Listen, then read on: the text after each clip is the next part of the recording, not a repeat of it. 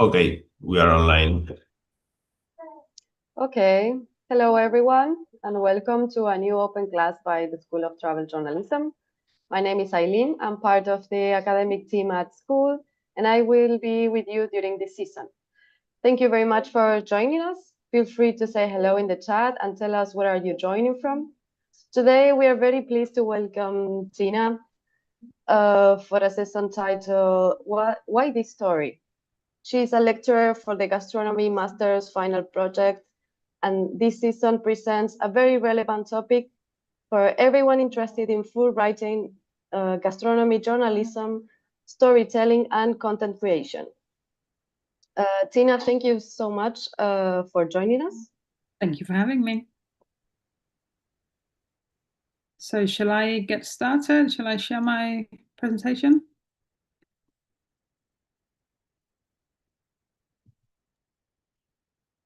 Yes, sure. Yeah. It's okay. We're good. Okay. Hello. Thank you so much for having me. Thank you and welcome to this session that I've called Why This Story, and is all about defining a final master project in gastronomy journalism. A little bit about me. My name is Tina Nielsen. I'm a gastronomic journalist, editorial consultant. I've been a journalist for almost 25 years, and I've focused on gastronomy and travel for the past, I'd say, about 15, 16 years. I come from a business journalism background and moved sideways to food and travel just over a decade ago. I'm from Denmark. I've lived in Spain for several years. I lived in the UK for many years and have been in Dublin in Ireland for the past nearly 3 years. And that means that my approach to journalism and to my writing is very open, very global, very broad, and that really informs my writing. And as I said, I come from business journalism. It means that my approach is, my sweet spot is very much like the business of food. So that's everything you can imagine that comes before the food lands in front of the diner in the restaurant, for example, the systems and all the different bits and pieces that happens before it hits the restaurant. I'm a freelancer. I wear many hats. One of them is as the editor of a magazine called Food Service Consultant. It's a global magazine that's all about hospitality. It's about food service, and we cover everything from interviews with the best chefs in the world to food trends in China, say, or the impact of weight loss drugs on the food service industry. So it's very, very broad. It's a lot of fun. I've written for many publications. A few of them are listed here: the National Geographic Traveller, the Guardian, the Irish Examiner. I also write a Substack. I do a lot of presenting and moderating at conferences and events around the world. I've done some coordination of press in the past as well. And in the photo, you see me in Valencia, in Spain, in the Albufera, learning about rice. And in fact, that's probably, that fits very nicely to the theme of today's session, because I think that's definitely a story worth telling. Not a lot of people outside Spain probably know that rice is grown in Valencia. So that's me. So as it was mentioned at the beginning, I'll be teaching the final master project module in the Master in Gastronomic Journalism and Communication. That's starting in May with the School of Travel Journalism. And for this session, we'll be looking at how we land on a story, what are the elements of a good story and the drivers that lead us to that particular idea, and how to take it forward. We'll look at some key points in that, but also I'll show a couple of examples towards the end. So in today's session, we will look at the elements of a story worth telling, how to land on your story. And I think that's important to say that it's your story because it has to be right for you. How to think like a gastronomic journalist, learning from other gastronomic storytellers, and where to find your story. So first of all, what makes a story worth telling? First of all, we need to look at the relevance. Does anybody care? Who cares? And why should they care now? Why is it important right now? Originality. Is this a new or fresh way of seeing something familiar? Or is it completely new? Is it something that people just don't know about? Or does it change the way they look at something that they have seen many times? We'll see an example of that a bit further on in the presentation. And the impact, what does the story change or reveal? Is it important? Does it need to have an impact? Can it just sit there? I think that's a question worth asking as well.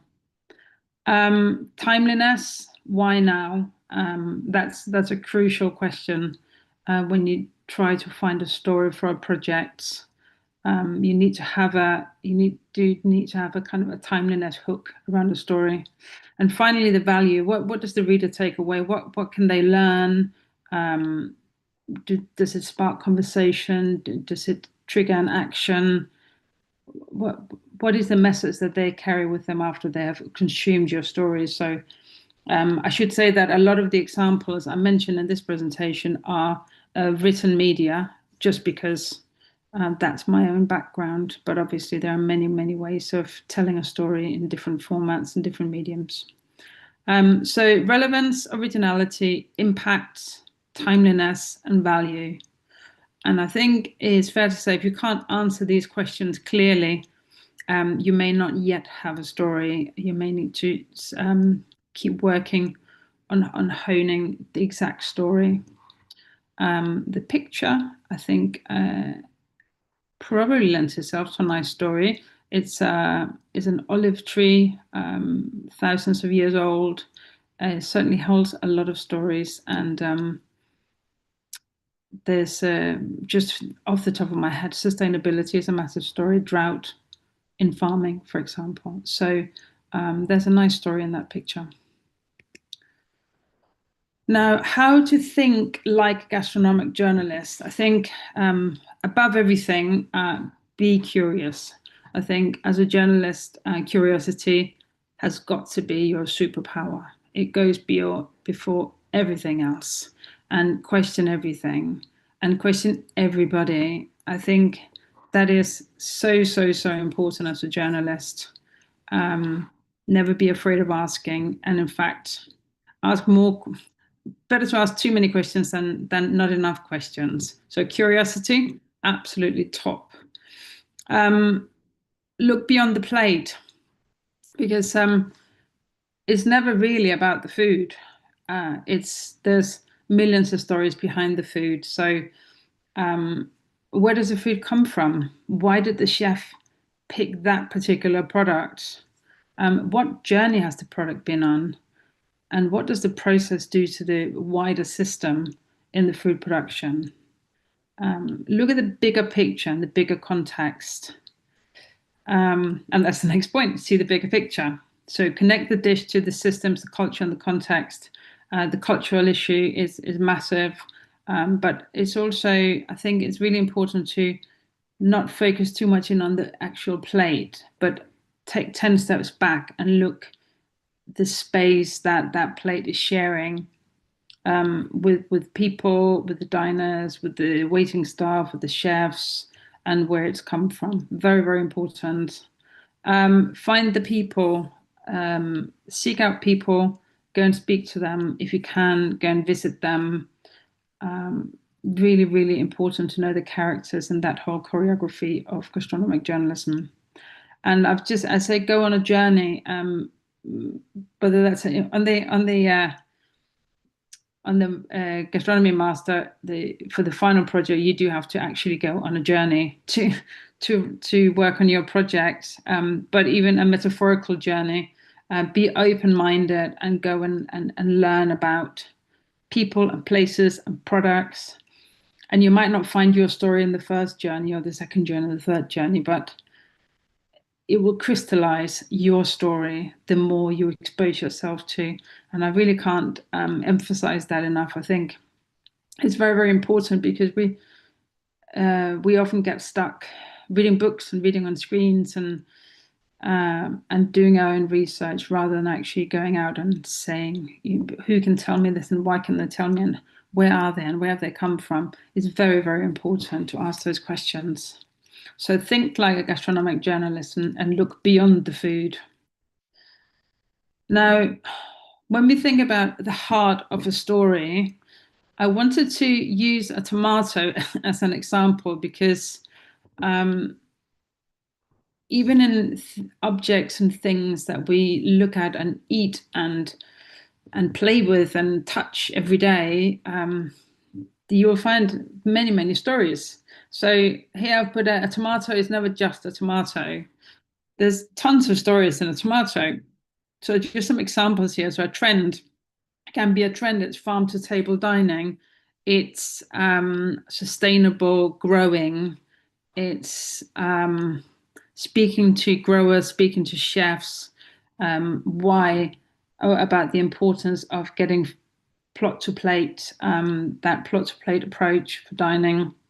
It's a person, the producer behind the tomato. What's their story? Where do they come from? How have they chosen to produce their food? It's a practical angle. Is the recipes, uses of a tomato, very straightforward with that. But it's also a system issue. There's much bigger issues when you look at something like something as simple as a tomato. Sustainability, food waste. You could even link it to how it's processed in how it's grown in the bigger kind of mass-produced polytunnels. It's health, it's nutrition, it's well-being. You could link that to school food, and finally the cultural filter, tradition and heritage.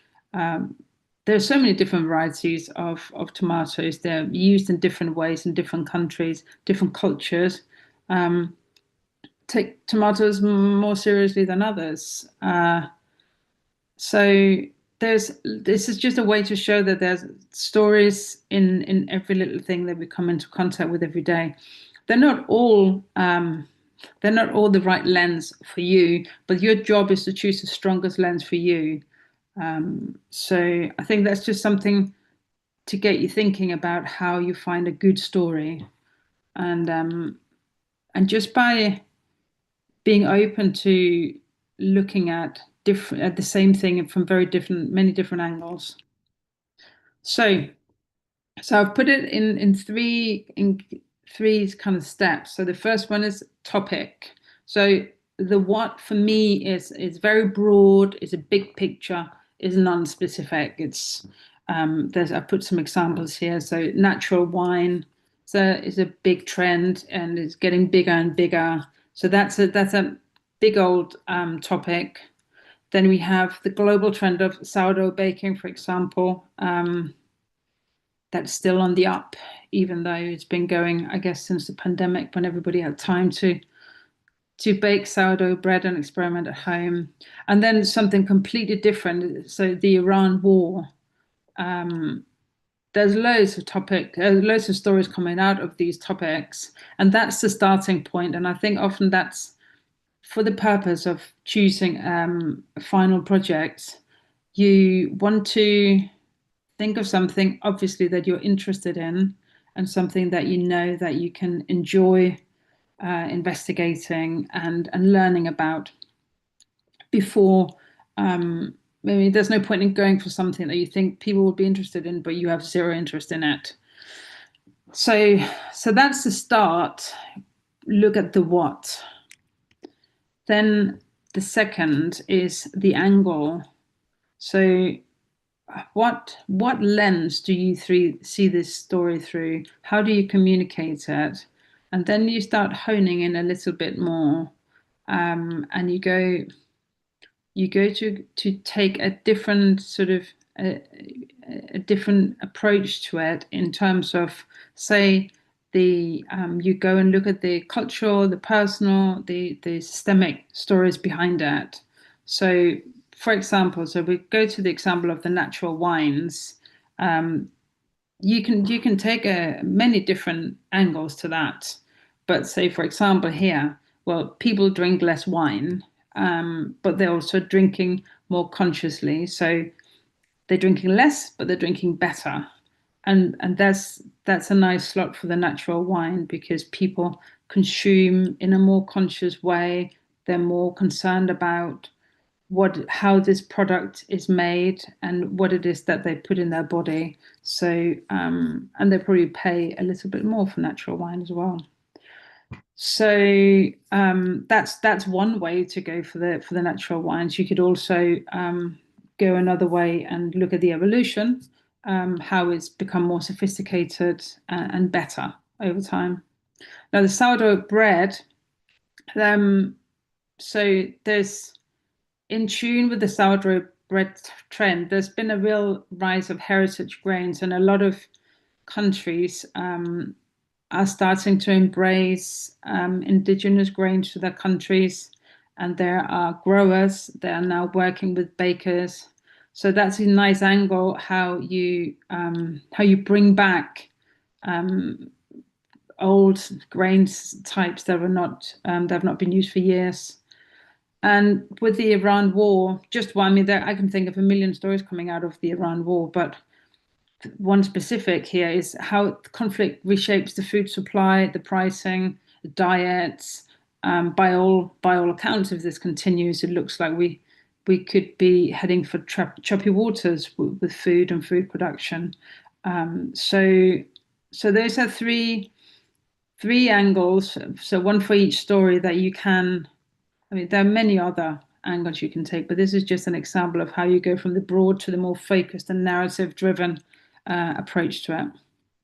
And then the third, the who. So whose point of view is it? Who are you telling the stories through? Is it then outside of you, where you're reporting? Is your own reporting supported by experts and commentators and customers, observers? Or is it the inside view, where you speak to the people from within the stories, that lived experience? So again, going back to the wine bar first. So natural wines. So we're looking at how people drink less, but they drink better.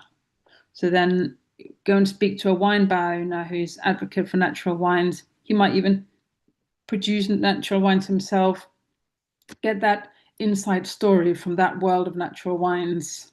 The same approach with the heritage grains. Speak to the farmer and speak to the baker about the whole story behind the grains. You can really go into the history as well of the grains and the reasoning why they're bringing it back, and how it works financially. And then the third one, the Iran story. Speak to food security experts, consumer groups, farmers. There's going to be a shortage of fertilizer. What does that mean for food production? Will our supermarket shelves be empty? So those are the different kind of voices you can communicate through in your story. And then when you choose your story, so have a little bit in your back of your mind, where will this go? Where will this land when you've worked on your stories? So say you want to choose an outlet that feels in tune with the story. So first of all, we look at the audience. Who's the intended audience, and where are they starting from? How are they coming to the story? So what do they know already about? Say we stay with the Iran war. What do they know already? What is their knowledge level? Do they already know that there's a coming fertilizer shortage that could result in food shortage? I'm not sure that's a story that's been told. in a big way so far. So first of all, establish their knowledge level and see how far you have to go back in terms of explaining, so meet them at their level. What do they believe? That's also something. It's just about taking into consideration where people come from and the beliefs that they have already.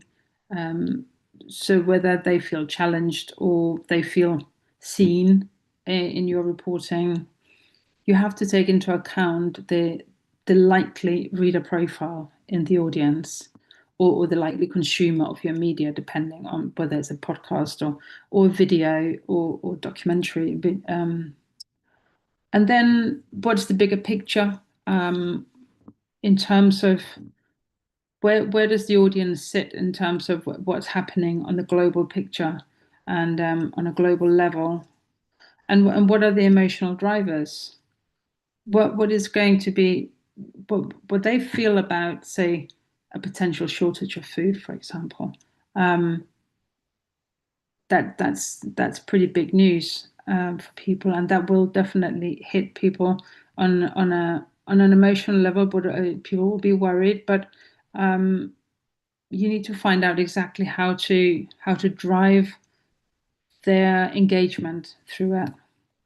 And so the aim really is, when you hone in on this story, is to move the reader from what they believe right now, or what they think right now, to a new or deeper level, or educate them, or give them some insight that will empower them to move forward and to deal with whatever is coming next, or to be more mindful, for example, in their cooking, or how they relate to people around them.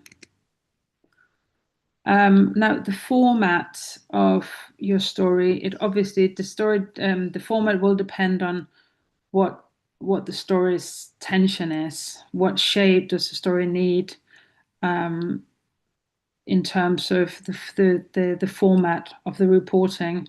Is it a reportage where you focus on the detail, you do factual reporting of the events, you speak to many people, you gather different points, and you write it on a very factual and detailed level? Or is it a profile where you profile a character or an organization, going back to our three ideas? Do we profile the wine bar owner, or do we profile the winemaker? Or do we profile somebody who is managing a food bank somewhere because there's food shortages? So getting into the people and the organizations at the heart of it. Q&A, direct, accessible, conversational, is often a complementary format to go with a bigger reported feature. And you can go investigative feature, where it's likely a longer story, a deeper reporting. You're uncovering something new, something different, and when we talk about investigative features, we often think about uncovering something sinister or murky, and it doesn't have to be that. But it is true that a role of journalism can be to find unspoken truths that inform people in a different way. We've seen many examples of it over time. So I think there's a real place for investigative journalism, and it's very important that we keep having people who dedicate their time and energy to that. And then there's the hybrid format, where you and I think the final master project in the master program, Gastronomy Journalism program, it does combine different formats. So you get different treatments on different angles on the same topic, to kind of create a nice tapestry that tells the full story. And then I think very important to actually, this is probably something that you need to think about early on in your process, really, when you come down to picking your story, what is the purpose? What are you trying to do here? Are you trying to tell people something completely new? Or is it something has happened to something that has developed, or just a different treatment, a different approach to a familiar story? Like establish if it's completely new, then you can run with that. But if it isn't a new story, then you do have to find a way of sort of justifying why you'd cover that again. Are you going to give visibility to people who are not usually the focus, who are usually overseen? And that could be from in a gastronomy world, it could be the cuisines or neighborhoods even. Say you write about food in New York. Do you go and write about all the places that are full of people, or do you go off the beaten track and find the places that are usually overlooked but equally good or better? If that's the purpose, then I think there's plenty of ground to cover there. And do you document a moment in time, something that's happened that you want to shed some light on? That comes into the reportage option before in the formats, I think. And again, say if we go back to our three stories, the sourdough baking, the natural wine, and the Iran war, do you want to go and see, you go and speak to, say, a farmer who's struggling to grow vegetables, if there is a shortage of fertilizer, or you go and see the the farmer who's growing the new grains the first time they harvest the new grains. So something special that you want to document in time. And then you're sharing something or new or hidden.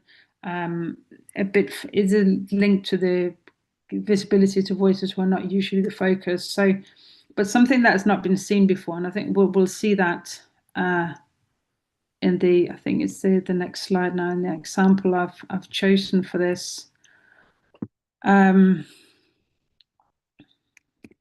Yes, so I thought I wanted to use a story idea that very recently was in the press, and it really was in global press. It made a lot of waves. So I'm sure that most people will have seen it. Noma voted the world's best restaurant many times over, 5 times, I think, over time. It really put Denmark on the global culinary map. René Redzepi, the chef, is he was a global superstar. Very, very. I don't think you'll go to many places where people don't know what Noma is. Denmark has come synonymous with Noma in food terms. And so the New York Times, a journalist at the New York Times, wrote this very extensive report about abuse at Noma. There were several levels to the story. One level is that they were using a lot of interns in the restaurant who did not get paid. Now, that's not necessarily something new in fine dining. That's something that's happened for years and years. Young chefs would go and work for free in a restaurant, learn a lot, and move on to the next one. And that's sort of always been something that was the way it was done. Now, the different level of Noma is that the people who worked there were exposed to very abusive behavior by the chef, René Redzepi, humiliating behavior, psychological and physical abuse. And so the reporter from the New York Times, Julia Moskin, she spoke to 35 former employees. So it's deeply reported story, really, and documented some pretty harrowing experiences from people who'd worked at Noma. And I think just to read this out here, so the Times has independently interviewed 35 former employees whose accounts trace a pattern of physical punishment Mr. Redzepi inflicted on his staff. Between 2009 and 2017, they said, he punched employees in the face, jabbed them with a kitchen implement, and slammed them against walls. They described lasting trauma from layers of psychological abuse, including intimidation, body shaming, and public ridicule. You get the picture.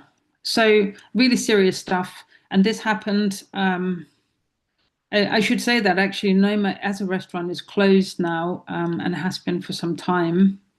But they still obviously have a brand and they do pop-ups. And this happened just as Noma was starting, I think, a 6-week pop-up in Los Angeles. So if we go back to the slide about what makes a story worth telling, and let's match this story to this criteria. So relevance. So what is the relevance? Well, it tells us that fine dining isn't just luxury, and it influences food culture. And importantly, there's real implications for real people. The originality of the story, yes, it certainly challenged the mythology of one of the world's most celebrated and most important restaurants. It really kind of lifted the curtain on what was going on there. Its impact was pretty big. It forced Rene Redzepi to stand down. He's moved away from the restaurant, and has certainly suffered reputational damage from this. It also sparked industry-wide conversations about sustainable business models and ethical practice.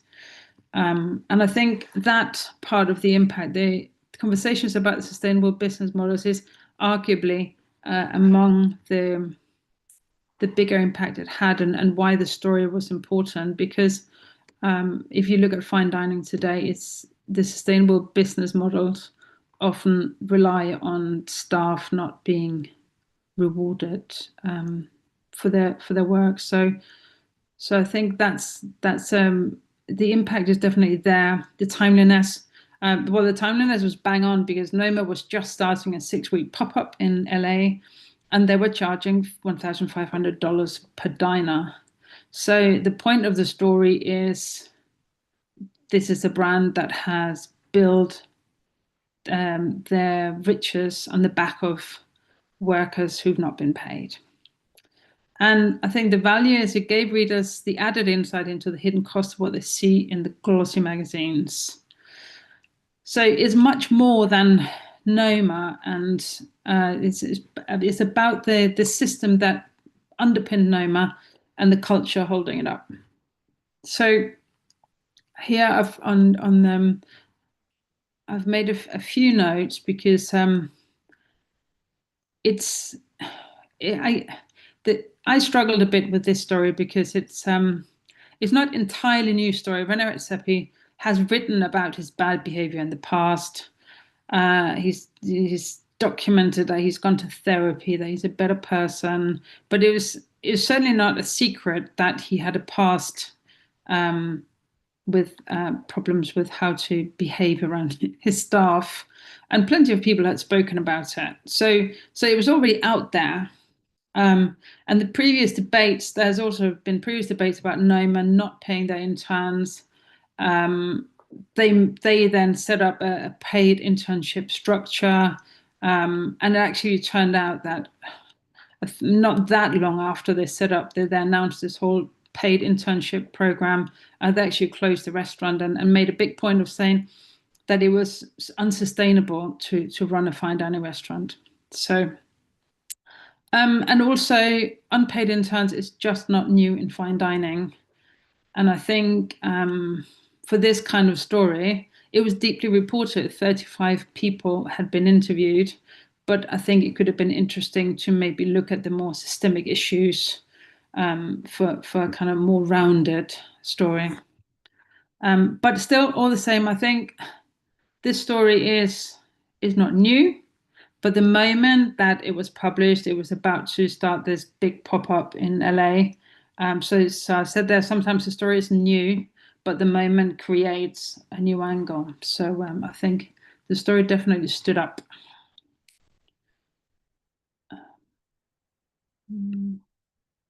Oops. So I have got a few celebrated gastronomic storytellers that I think are worth. Definitely, if you're an aspiring gastronomic journalist, content creator, it's definitely worth reading up on them. Jonathan Gold, unfortunately, passed away now, but he was the chief restaurant critic of the LA Times, Pulitzer Prize winner for his reviews. And he is an excellent example of somebody who reached far beyond food to tap into cultural movements. And he really told the story of his city through food. He's written a book about the culinary communities of LA. There's a documentary movie with him, which I've got on this slide, it's City of Gold, which is excellent. And really highly recommend it. And he did exactly that thing of, he focused on the immigrant communities and the places that were overlooked. And he sought out the places that people might not be drawn to. He would go to shopping malls and sort of off the beaten path to find culinary gems that really exist everywhere, but don't always make it onto Instagram. And he made everyday dining a culturally significant thing.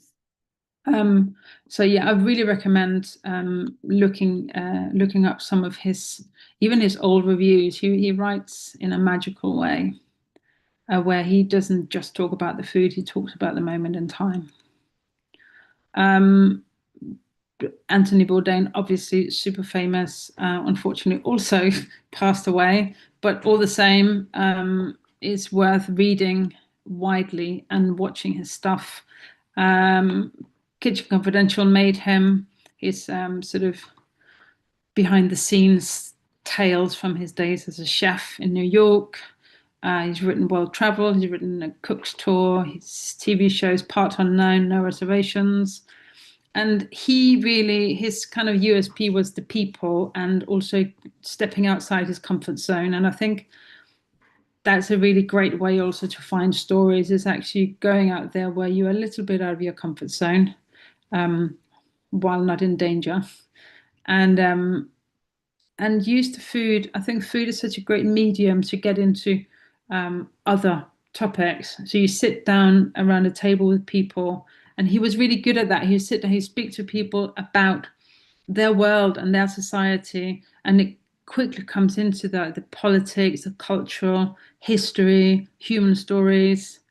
And he really focused on the people over the dishes, and in a very, very effective way. He used the locals as a bridge to tell his story. And so for him, food really was the lens to try and understand the world he lived in. So from the UK, Felicity Cloak, she's a British food writer. She writes for The Guardian, and she had, for a long time, she had a column, I believe it's still going, a column that's called How to Cook the Perfect, and then how to cook the perfect sticky toffee pudding or risotto or what have you. But she started basically riding her bike and combining that with exploring food scenes. So she wrote a book where she cycled across France in search of the perfect pastry, and tells her story in this book called One More Croissant for the Road. and it's a proper travelogue, really, really fun and lovely book to read. And she's got another book coming out, I think, next month, early May, Peach Street to Lobster Lane, which sees her cycling from San Francisco to New York, seeking to kind of kill that myth that American food is bad. And so I think that would be a very nice book as well. But I think it's a really lovely. It doesn't really matter if you cycle or you drive a car or you jump on a train or go on buses. It's that sort of story and movement and kind of as a journal, and you can collect people's stories along the way. It's very effective. And another British writer, Jonathan Nunn. He started writing during the pandemic, online publication called Victuals. It moved to Substack and has now been published as a print magazine. He's also the author of a book called London's Feeds Itself, which is a deep dive into London food culture. And he, a little bit like Jonathan Gold, is very good at exploring food through culture. And he really seeks out lesser reported areas of London, especially. He, I think I'd challenge people to ask him for restaurant tips in the least glamorous parts of London. He'll be able to send you to, I'm very sure he'll be able to send you to a great place to eat. He's got a very good instinct for good eating places, and he's really good at finding the story in those places. So he built the narratives around the communities and the change. So really looking that there's that principle, really looking beyond the plate. And he also shows us how food can question and interrogate the society that we live in. I mean, food is so emotive.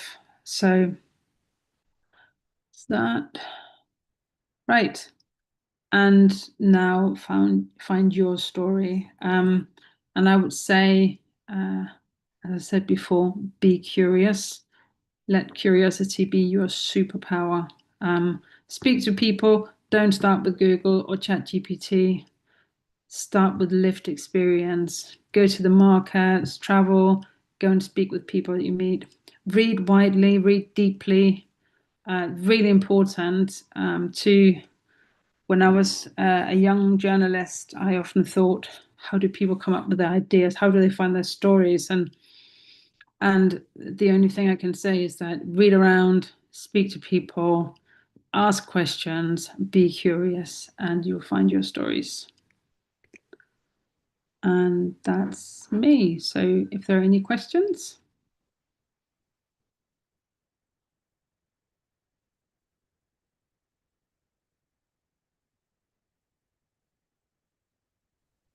We have some questions. Okay. Okay, I'm going to read this one. It says, for someone who is just starting to think about final projects, what would be the best first step? Wow. So, I mean, if you're just starting to think about your final project, I'm sure you have an idea of what you would like to write about. So I think if you're not quite sure, then look at what interests you, think about what interests you. And then as I said before, like read around, see what's out there already. And even if you just find like one interesting person, go and speak to that person, ask the questions to take you down that road. So I think, but yeah, go with something that you're interested in for sure. That's definitely the first step.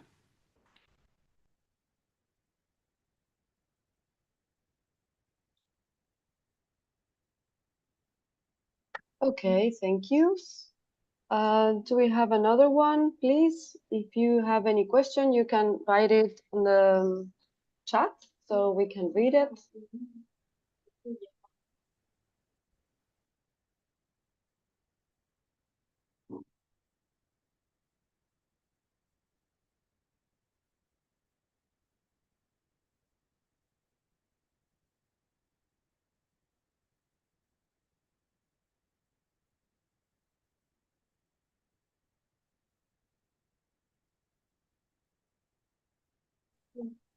Okay.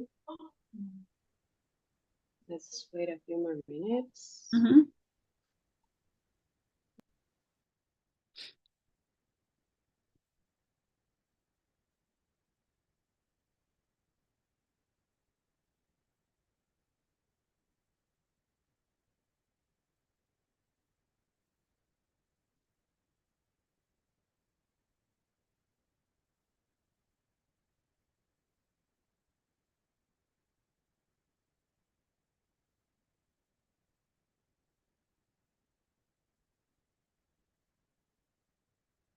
Okay, we have another one here. If I feel the story is relevant, but it might be not too interesting, does it have any chance to create impact? Yes, I think so. I think it's your job to make it interesting. So if it's a relevant story, then it's likely to be interesting as well. And it's all about you finding the right people to speak to. So don't forget that when you write these stories, it's not you telling people, it's you going to find the people who will then tell you the story. So it's all about the people and the different components you get into the story. So absolutely. I think the responsibility is on you to make it interesting. Okay. Another one from Victor says about trending topics like certain country or culture should we avoid? Say again? I would say it again differently. What trending topics or certain countries or cultures should we avoid? Well, what countries or cultures to avoid? Or what Yeah, trending? So, trending topics. okay. So when he says trending topics, might he mean that these are places that are already covered a lot? Do you think? Okay, let's wait for Victor to write again. In the meantime, we have another one here. I have a project. I'm doing 10 years research on indigenous North Caucasus food and culture. And I Mhm. want to write articles for different journals, but pitches don't work anymore. What do you advise? The pictures don't work anymore. Um, I think, well, pitching to editors, if it's for publications that you're pitching to editors, uh, my advice is to keep pitching. It's really difficult, but it's not necessarily because the pitch doesn't work. If you send out the same pitch every time, then you probably do need to change it. But I don't think you can assume that the pitch is not working. You just need to try different people. I mean, I think it's definitely not an exact science to get published in magazines and newspapers. You need to find the right person, and if this person doesn't respond, then go to the next one and go to the next one. I think 50% of a journalist's job is to be persistent. So don't assume that your pitch doesn't work. You maybe just have to change tack.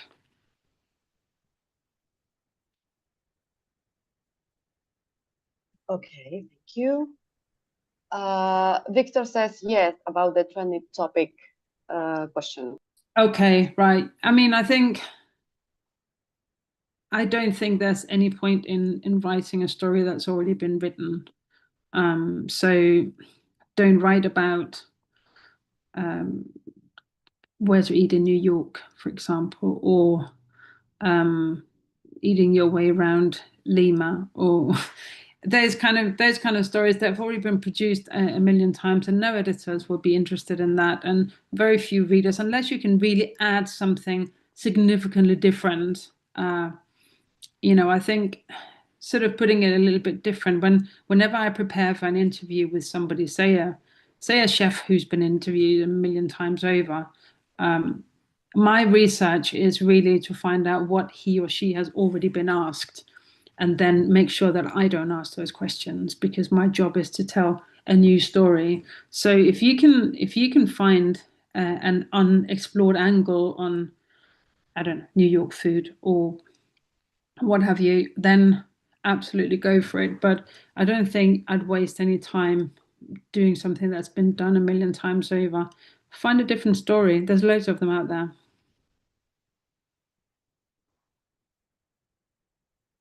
Okay, the next one says, I am an experienced journalist. I wrote before, but I moved to Istanbul 2 years ago. So I'm in a new field and I want to write for international audience. What advices do you have? Writing for publications outside Turkey, I guess. Again, I mean, I'm in a situation myself where I've moved to a new country 2.5 years ago, and it's just about getting yourself out there and connect with people and be persistent and write with them, but also start out making your own profile, increasing your own profile, start a Substack newsletter, spend some time. It's not monetized, certainly not to begin with, but do some work to increase your own profile. There's so many different ways to do that now, where you can write on Substack or even do content on Instagram. There's many different ways to do it, and get your profile out there and really just connect with people. I think that's the most journalism is about people and about connecting with people and letting them know that you're there. And then I think also, if you're in a new country and you want to connect with an international audience, target a couple of publications that you know and make it your business to know them. And so when you do pitch to them, you show the editor that you understand who their readers are, you understand the kind of stories they carry. You don't pitch anything that's already been carried by them. So a little bit of a bespoke approach there. Okay, thank you. We have another one here that says, I'm not a real journalist, but writing chronicles in a local lifestyle magazine. Do you think I can skip to national or even international magazine, and how? Yeah, of course you can. I don't know if you have what you mean when you say you're not a real journalist. I think if you can write, then you can be a journalist. So absolutely, I think if you feel that you can write for an international audience, if you go around with dreams of writing for, I don't know, say BBC Travel, absolutely, just go for it and pitch them. But I think, as I said before, the same thing applies really. Make it your business to know the publication or the outlet that you're pitching to. But there's absolutely nothing stopping you from going global at all. Okay, the next one says, what do you think about creating a series where I tell stories of tourism entrepreneurs? Do you think it could be seen as unethical in any way? It continues and says, my idea is to show the behind the scenes of a destination or a dish, highlighting the effort and work behind it. I'm asking because I want to understand if it is appropriate to learn about them. I certainly don't think it's unethical. I think it could be very interesting. People really enjoy reading behind the scenes stories. So whatever happens behind, say, a tourism guide or a restaurant or what have you, I think there's a very nice idea. I'm not sure if you mean that if it's for your own purposes, say like for a Substack, or is for pitching, because that's a different matter. If an editor needs to decide whether they want to carry a whole series of content, but this could also, as I said before, you can do your own content. You could do small videos and put them on Instagram. You can do so many different things to get your name out there as well. But I think it's a lovely idea, and I think people really enjoy reading behind the scenes stories. And it's great for the tourism entrepreneurs as well, because it gives them some promotion. Thank you, Tina. Okay, we have time for one or two more questions. If you have something else to ask.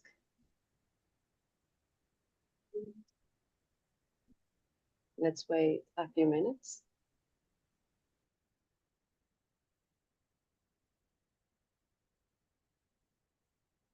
Okay, this one says, Are you more drawn to projects with a strong narrative angle or a strong investigative angle?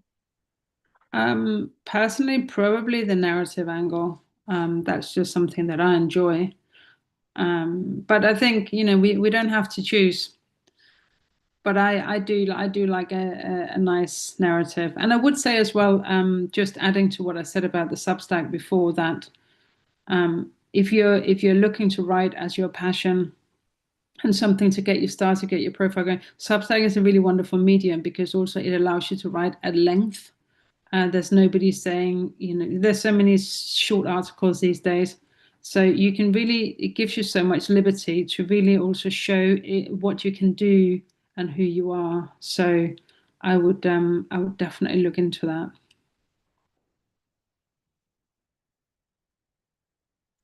Okay, and then the last one says, could you give a short list of magazines which are a great example? A great example of good stories. Well, I'd say certainly I like National Geographic Traveller. It has some really nice people stories. Vitals, that I mentioned before, is a British magazine. It's really great as well. The New Yorker does some nice food stories as well. Newspapers. I mean, I'm a big reader of the New York Times. Does really good investigations. Yeah. Okay, thank you, Tina. We've reached the end of the session. So thank you, Tina, for being with us today. Thank you all for joining us and participating. And we hope to see you again in our upcoming sessions of the School of Travel Journalism. Thank you. Bye.